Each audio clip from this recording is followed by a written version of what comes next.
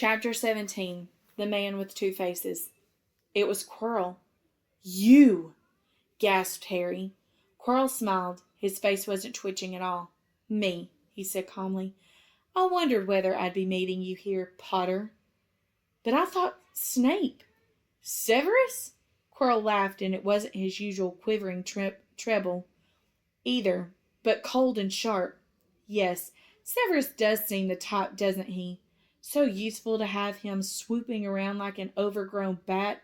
Next to him, who would suspect poor, stuttering Professor Quirrell?" Harry couldn't take it in. This couldn't be true. It couldn't.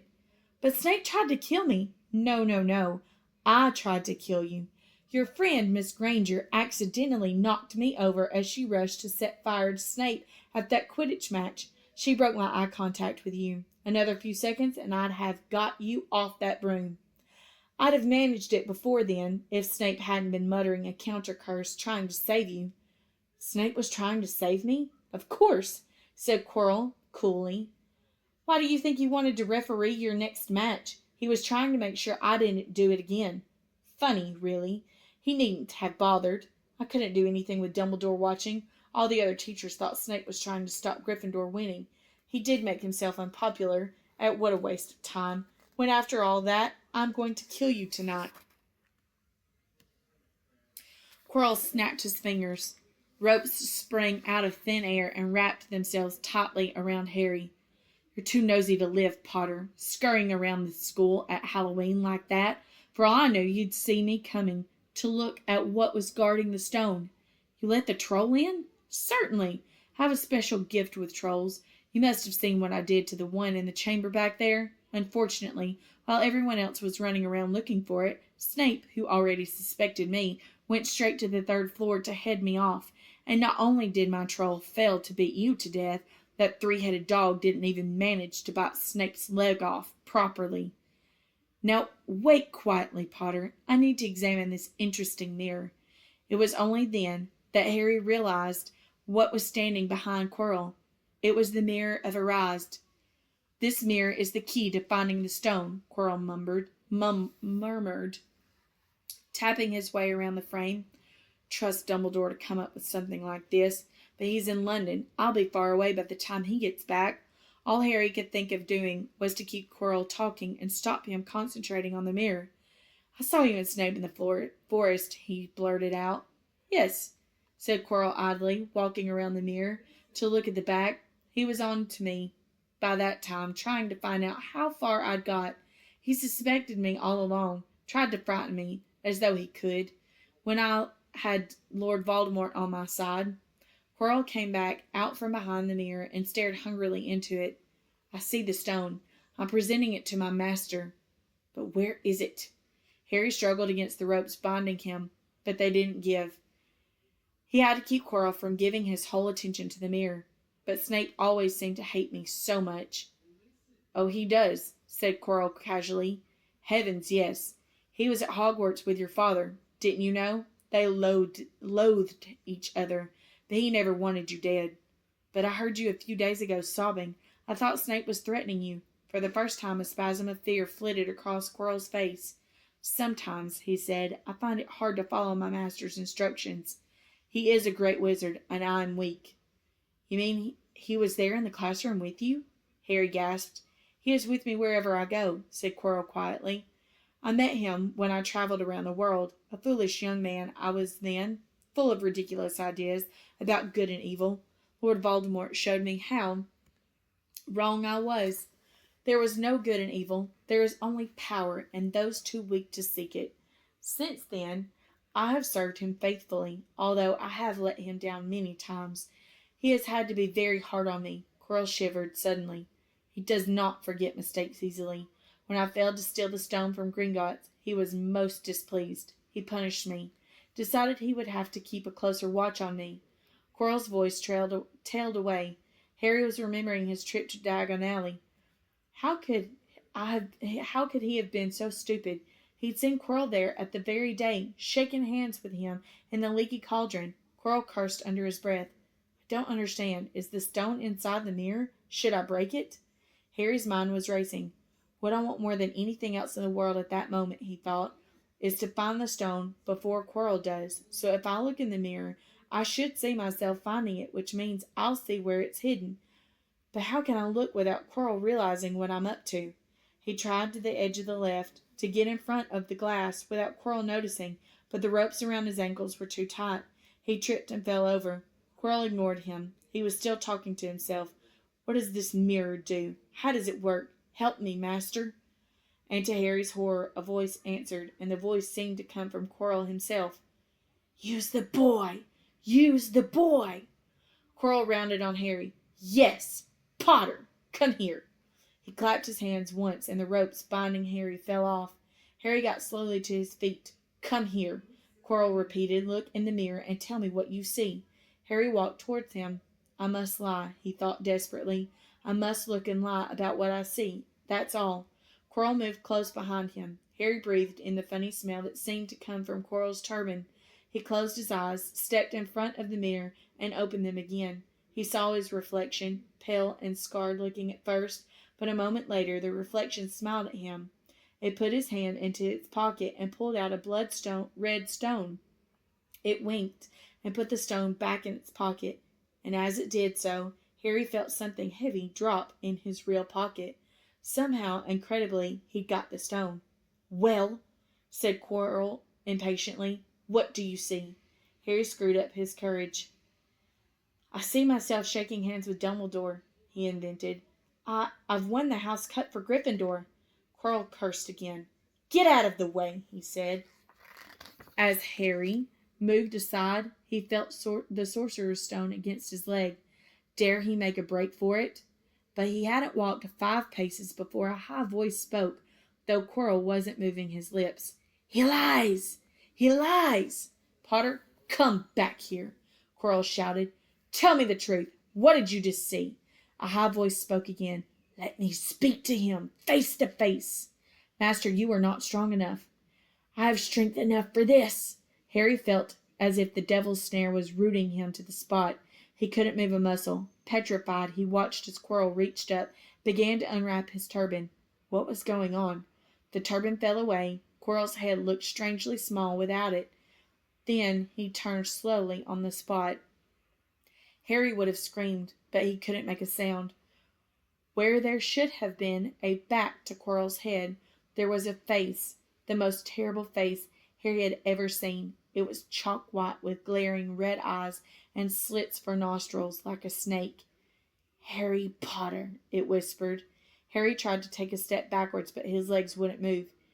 See what I've become, the face said, mere shadow and vapor. I have form only when I can share another's body, but there have always been those willing to let me into their hearts and minds. Unicorn's blood has strengthened me these past weeks. You saw faithful Quirrell drinking it for me in the forest, and once I have the elixir of life, I will be able to create a body of my own. Now, why don't you give me the stone that's in your pocket? So he knew. The feeling suddenly surged back into Harry's legs. He stumbled backwards. Don't be a fool, snarled the face. Better save your own life and join me, or you'll meet the same end as your parents. They died begging for me for mercy. Liar! Harry shouted suddenly. Quirrell was walking backwards at him, so that Voldemort could still see him. The evil face was now smiling.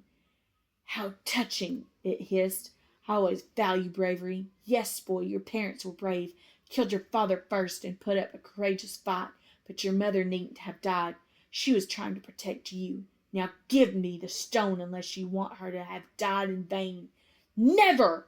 Harry sprang towards the blamed door, but Voldemort screamed, Seize him! And next second, Harry felt Quirrell's hand close on his wrist. At once, a needle-sharp pain scared across Harry's scar. His head felt as though it was about to split in two. He yelled, struggling with all his might, and to his surprise, Quirrell let go of him. The pain in his head lessened. He looked around wildly to see where Quirrell had gone, and saw him hunched in pain, looking at his fingers. They were blistering before his eyes. Seize him! Seize him! Shrieked Voldemort again, and Quirrell lunged, knocking Harry clean off his feet, landing on top of him, both hands around Harry's neck. Harry's scar was almost blinding him with pain, yet he could see Quirrell howling in agony. Master, I cannot hold him. My hands, my hands! And Quirrell, though pinning Harry to the ground with his knees, let go of his neck and stared bewildered at his own palms. Harry could see they looked burnt, raw, red, and shiny. Then kill him, fool, and be done, screeched Voldemort. Quirrell raised his hands to perform a deadly curse, but Harry by instinct reached up and grabbed Quirrell's face. Ah! Quirrell rolled off him, his face blistering too, and then Harry knew Quirrell couldn't touch his bare skin, not without suffering terrible pain. His only chance was to keep hold of Quirrell, keep him in enough pain to stop him doing a curse. Harry jumped to his feet, caught Quirrell by the arm, hung on it as tight as he could. Quirrell screamed and tried to throw Harry off. The pain in Harry's head was building. He couldn't see. He could only hear Quirrell's terrible shrieks and Voldemort's yells of "Kill him! Kill him!" and other voices, maybe in Harry's own head, crying, "Harry! Harry!" He felt Quirrell's arm wrenched from his grasp, knew all was lost, and fell into blackness, down, down, down. Something gold was glinting just above him. The snitch? He tried to catch it, but his arms were too heavy. He blinked. It wasn't the snitch at all. It was a pair of glasses. How strange. He blinked again. The smiling face of Albus Dumbledore swam into view above him. "Good afternoon, Harry," said Dumbledore. Harry stared at him. Then he remembered. "Sir, the stone. It was Quirrell. He's got the stone, sir. Quick!" "Calm yourself, dear boy. You're a little behind the times," said Dumbledore. "Quirrell does not have the stone." "Then who does? Sir, Harry, please relax, or Madame Pomfrey will have me thrown out." Harry swallowed and looked around him. He realized he must be in the hospital wing. He was lying in bed with the white linen sheets, and next to him was a table piled high with what looked like half the sweet shop. "Tokens from your friends and admirers," said Dumbledore, beaming. "What happened down in the dungeons between you and Professor Quirrell is a complete secret, so naturally the whole school knows. I believe your friends, Messrs. Fred and George Weasley, were responsible for trying to send you a lavatory seat. No doubt they thought it would amuse you. Madame Pomfrey, however, felt it might not be very hygienic and confiscated it. How long have I been in here? 3 days. Mr. Ronald Weasley and Miss Granger will be most relieved you have come round. They have been extremely worried." "But, sir, the stone." "I see you are not to be distracted. Very well. The stone. Professor Quirrell did not manage to take it from you. I arrived in time to prevent that, although you were doing very well on your own, I must say." "You got there? You got Hermione's owl?" "We must have crossed in mid-air. No sooner had I reached London than it became clear to me that the place I should be was the one I had just left. I arrived just in time to put Quirrell off you." "It was you?" "I feared I might be too late." "You nearly were. I couldn't have kept him off the stone much longer." "Not the stone, boy. You. The effort involved nearly killed you. For one terrible moment there I was afraid it had. As for the stone, it has been destroyed." "Destroyed?" said Harry blankly. "But your friend, Nicholas Flamel—" "Oh, you know about Nicholas?" said Dumbledore, sounding quite delighted. "You did do the thing properly, didn't you? Well, Nicholas and I have a little chat and agreed it's all for the best. But that means he and his wife will die, won't they? They have enough elixir stored to set their affairs in order, and then, yes, they will die." Dumbledore smiled at a look of amazement on Harry's face. "To one as young as you, I'm sure it seems incredible, but to Nicholas and Perenelle, it really is like going to bed after a very, very long day. After all, to the well-organized mind, death is but the next great adventure. You know, the stone was really not such a wonderful thing, as much money and life as you could want. The two things most human beings would choose above all. The trouble is, humans do have a knack of choosing precisely those things which are worse for them." Harry lay there, lost for words. Dumbledore hummed a little and smiled at the ceiling. "Sir," said Harry, "I've been thinking, sir, even if the stone's gone, you know who. Call him Voldemort, Harry. Always use the proper name for things. Fear of a name increases fear of the thing itself." "Yes, sir." "Well, Voldemort's going to try other ways of coming back, isn't he? He hasn't gone, Has he? No, Harry. He is not. He is still out there somewhere, perhaps looking for another body to share. Not being truly alive, he cannot be killed. He left Quirrell to die. He shows just a little mercy to his followers as his enemies. Nevertheless, Harry, while you may only have delayed his return to power, it will merely take someone else who is prepared to fight what seems a losing battle next time. And if he is delayed again and again, why, he may never return to power. Harry nodded, but stopped quickly because it made his head hurt. Then he said, Sir, there are some other things I'd like to know, if you can tell me. Things I want to know the truth about. The truth? Dumbledore sighed. It is a beautiful and terrible thing, and should therefore be treated with a great caution. However, I shall answer your questions unless I have a very good reason not to, in which case I beg you'll forgive me. I shall not, of course, lie. Well, Voldemort said that he only killed my mother because she tried to stop him killing me. But why would he want to kill me in the first place? Dumbledore sighed very deeply this time. Alas, the first thing you ask me I cannot tell you. Not today. Not now. You will know, one day. But put it from your mind for now. Harry, when you are older, I know you hate to hear this. When you are ready, you will know. And Harry knew it would be no good to argue. But why couldn't Quirrell touch me? Your mother died to save you. If there is one thing Voldemort cannot understand, it is love. He didn't realize that love, as powerful as your mother's, for you, leaves its own mark, not a scar, no visible sign. To have been loved so deeply, even though the person who loved us is gone, will give us some protection for forever. It is in your very skin. Quirrell, full of hatred, greed, and ambition, sharing his soul with Voldemort, cannot touch you for this reason. It was agony to touch a person marked with something so good. Dumbledore now became very interested in the bird out on the window-sill, which gave Harry time to dry his eyes on the sheet. When he had found his voice again, Harry said, And the invisibility cloak? Do you know who sent it to me? Ah, your father happened to leave it in my possession, and I thought you might like it. Dumbledore's eyes twinkled. Useful things. Your father used it mainly for sneaking off to the kitchens to steal food when he was here. And there's something else. Fire away. Quirrell said Snape. Professor Snape, Harry. Yes, him. Quirrell said he hates me because he hated my father. Is that true? Well, they did rather detest each other, not unlike yourself and Mr. Malfoy. And then, your father did something Snape can never forgive. What? He saved his life. What? Yes, said Dumbledore dreamily. Funny the way people's minds work, isn't it? Professor Snape couldn't bear being in your father's debt. I do believe he worked so hard to protect you this year because he felt that would make him and your father quits. Then he could go back to hating your father's memory in peace. Harry tried to understand this, but it made his head pound, so he stopped. And, sir, there's one more thing. Just one? How did I get the stone out of the mirror? Ah, now I'm glad you asked me that.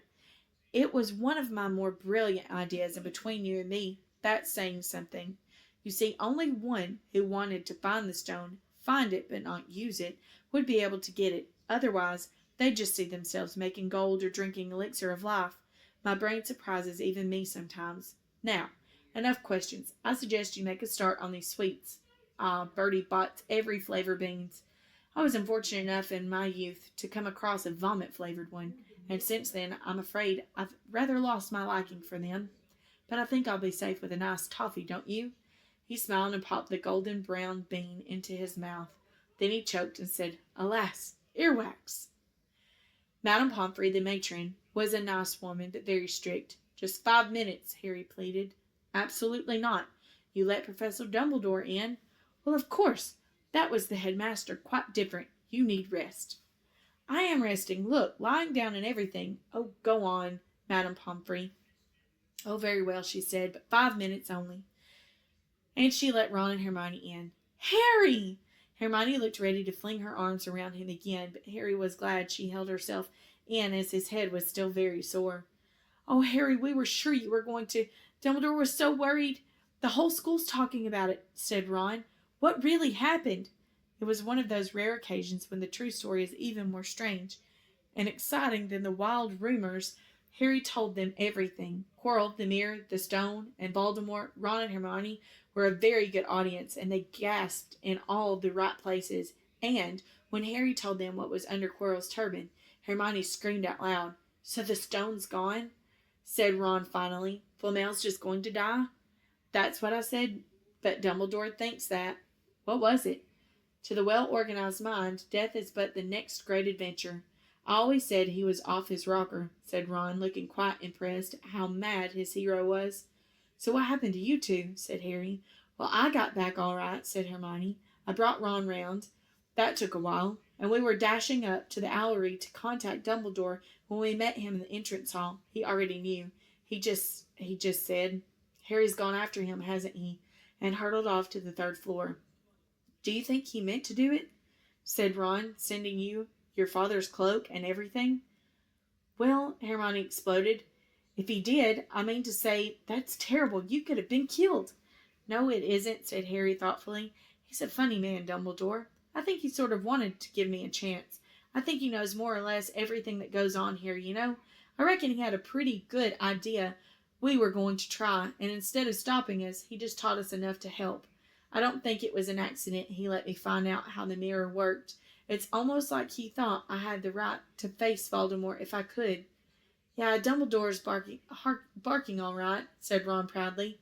"Listen, you've got to be up for the end of a year feast tomorrow. The points are all in, and Slytherin won, of course. You missed the last Quidditch match. We were steamrolled by Ravenclaw without you, but the food'll be good." At that moment, Madame Pomfrey bustled over. "You've had nearly 15 minutes now. Out!" she said firmly. After a good night's sleep, Harry felt nearly back to normal. "I want to go to the feast," he told Madame Pomfrey as she straightened his many sweet boxes. "I can't I? Professor Dumbledore says you are to be allowed to go," she said, sniffling, as though, in her opinion, Professor Dumbledore didn't realize how risky feasts could be. "And you have another visitor." "Oh, good," said Harry. "Who is it?" Hagrid sidled through the door as he spoke. As usual, when he was indoors, Hagrid looked too big to be allowed. He sat down next to Harry, took one look at him, and burst into tears. "It's all my ruddy fault," he sobbed, his face in his hands. "I told the evil git how to get past Fluffy. I told him it was the only thing he didn't know, and I told him you could have died, all for a dragon egg. I'll never drink again. I should be chucked out and made to live as a muggle." "Hagrid," said Harry, shocked to see Hagrid shaking with grief and remorse, great tears leaking down into his beard. "Hagrid, he'd have found out somehow. This is Voldemort we're talking about. He'd have found out even if he hadn't told you." "You could have died," sobbed Hagrid. "And don't say the name." "Voldemort," Harry bellowed, and Hagrid was so shocked he stopped crying. "I've met him, and I'm calling him by his name. Please cheer up, Hagrid. We saved the stone. It's gone. He can't use it. Have a chocolate frog. I've got loads." Hagrid wiped his nose on the back of his hand and said, "That reminds me, I've got you a present." "It's not a stoat sandwich, is it?" said Harry anxiously, and at last Hagrid gave a weak chuckle. "Nah, Dumbledore gave me the day off yesterday to fix it. Of course, he should have sacked me instead. Anyway, got you this." It seemed to be a handsome leather-covered book. Harry opened it curiously. It was full of wizard photographs. Smiling and waving at him from every page were his mother and father. "Sent ours off to all your parents' old school friends, asking for photos. Knew you didn't have any. Do you like it?" Harry couldn't speak, but Hagrid understood. Harry made his way down to the end of the year feast alone that night. He had been held up by Madame Pomfrey's fussing about insisting on giving him one last check-up, so the great hall was already full. It was decked out in the Slytherin colors of green and silver to celebrate Slytherin's winning the House Cup for the 7th year in a row. A huge banner showing the Slytherin serpent covered the wall behind the high table. When Harry walked in, there was a sudden hush, and then everybody started talking loudly at once. He slipped into his seat between Ron and Hermione at the Gryffindor table and tried to ignore the fact that people were standing up to look at him. Fortunately, Dumbledore arrived moments later. The babble died away. "Another year gone," Dumbledore said cheerfully, "and I must trouble you with an old man's wheezing waffle before we sink our teeth into our delicious feast. What a year it has been. Hopefully your heads are all a little fuller than they were.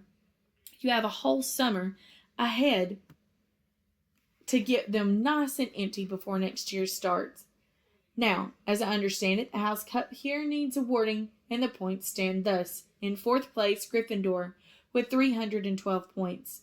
In third, Hufflepuff with 352. Ravenclaw have 426, and Slytherin 472. A storm of cheering and stamping broke out from the Slytherin table. Harry could see Draco Malfoy banging his goblet on the table. It was a sickening sight. Yes, yes, well done, Slytherin, said Dumbledore. However, recent events must be taken into account. The room went very still. The Slytherin's smiles faded a little. Ahem, said Dumbledore. I have a few last-minute points to dish out. Let me see. Yes. First, to Mr. Ronald Weasley. Ron went purple in the face. He looked like a radish with bad sunburn. For the best played game of chess Hogwarts has seen in many years, I award Gryffindor House 50 points. Gryffindor cheers nearly raised the bewitched ceiling. The stars overhead seemed to quiver. Percy could be heard telling the other prefects, My brother, you know. My youngest brother. Got past McGonagall's giant chess set. At last there was a silence again. Second, to Miss Hermione Granger, for the use of cool logic in the face of fire, I award Gryffindor House 50 points. Hermione buried her face in her arms. Harry strongly suspected she had burst into tears. Gryffindors up and down the table were beside themselves. They were 100 points up. Third, to Mr. Harry Potter, said Dumbledore. The room went deadly quiet. For pure nerve and outstanding courage, I award Gryffindor House 60 points. The din was deafening. Those who could add up while yelling themselves hoarse knew that Gryffindor now had 471 points, exactly the same as Slytherin. They had drawn for the house cup if only Dumbledore had given Harry just one more point. Dumbledore raised his hand. The room gradually fell silent. There are all kinds of courage, said Dumbledore, smiling. It takes a great deal of bravery to stand up to our enemies, but just as much to stand up to our friends. I therefore award 10 points to Mr. Neville Longbottom. Someone standing outside the great hall might well have thought some sort of explosion had taken place. So loud was the noise that erupted from the Gryffindor table. Harry, Ron, and Hermione stood up. Yell and cheer as Neville, white with shock, disappeared under a pile of people hugging him. He had never won so much as a point for Gryffindor before. Harry, still cheering, nudged Ron in the ribs and pointed to Malfoy, who couldn't have looked more stunned and horrified if he had just had the body-bind curse put on him. Which means, Dumbledore called over the storm of applause, for even Ravenclaw and Hufflepuff were celebrating the downfall of Slytherin. We had a little change of decoration. He clapped his hands, and in an instant the green hangings became scarlet and the silver became gold. The huge Slytherin serpents vanished, and a towering Gryffindor lion took its place. Snape was shaking Professor McGonagall's hand with a horrible forced smile. He caught Harry's eye, and Harry knew it at once that Snape's feelings towards him hadn't changed one jot. This didn't worry Harry. It seemed as though life would be back to normal next year, or as normal as it ever was at Hogwarts. It was the best evening of Harry's life, better than winning at Quidditch, or Christmas, or knocking out mountain trolls. He would never, ever forget tonight. Harry had almost forgotten that the exam results were still to come. But come they did. To their great surprise, both he and Ron passed with good marks. Hermione, of course, came top of the year. Even Neville scraped through, his good herbology mark making up for his abysmal potions one. They had hoped that Goyle, who was almost as stupid as he was mean, might be thrown out, but he had passed too. It was a shame, but as Ron said, you couldn't have everything in life. And suddenly their wardrobes were empty, their trunks were packed. Neville's toad was found lurking in a corner of the toilets. Notes were handed out to all students, warning them not to use magic over the holidays. I always hope they'll forgive to give us these, said Fred Weasley, sadly. Hagrid was there to take them down to the fleet of boats that sailed across the lake. They were boarding the Hogwarts Express, talking and laughing as the countryside became greener and tidier, eating Bertie Bott's every flavor beans as they sped past Muggle towns, pulling off their wizard robes and putting on jackets and coats, pulling into platform 9 3/4 at King's Cross Station. It took quite a while for them all to get off the platform. A wizened old guard was up by the ticket barrier, letting them go through the gate in 2s and 3s so they didn't attract attention, but all bursting out of a solid wall at once and alarming the Muggles. You must come and stay this summer, said Ron. Both of you. I'll send you an owl. Thanks, said Harry. I'll need something to look forward to. People jostled them as they moved forwards towards the gate back to the Mogul world. Some of them called, "Bye, Harry. See you, Potter." "Still famous," said Ron, grinning at him. "Not where I'm going, I promise you," said Harry. He, Ron, and Hermione passed through the gate together. "There he is. Mom, there he is. Look." It was Ginny Weasley, Ron's younger sister, but she wasn't pointing at Ron. "Harry Potter," she squealed. "Look, Mom, I can see." "Be quiet, Ginny, and it's rude to point." Mrs. Weasley smiled down at them. "Busy year," she said. "Very," said Harry. "Thanks for the fudge and the jumper, Mrs. Weasley." "Oh, it was nothing, dear. Ready, are you?" It was Uncle Vernon, still purple-faced, still mustached, still looking furious at the nerve of Harry, carrying an owl in a cage in a station full of ordinary people. Behind him stood Aunt Petunia and Dudley, looking terrified at the very sight of Harry. "You must be Harry's family," said Mrs. Weasley. "In a manner of speaking," said Uncle Vernon. "Hurry up, boy. We haven't got all day." He walked away. Harry hung back for the last word with Ron and Hermione. "See you over the summer, then." "Hope you have a good holiday," said Hermione, looking uncertainly after Uncle Vernon, shocked that anyone could be so unpleasant. "Oh, I will," said Harry, and they were surprised at the grin that was spreading over his face. "They don't know that we're not allowed to use magic at home. I'm going to have a lot of fun with Dudley this summer."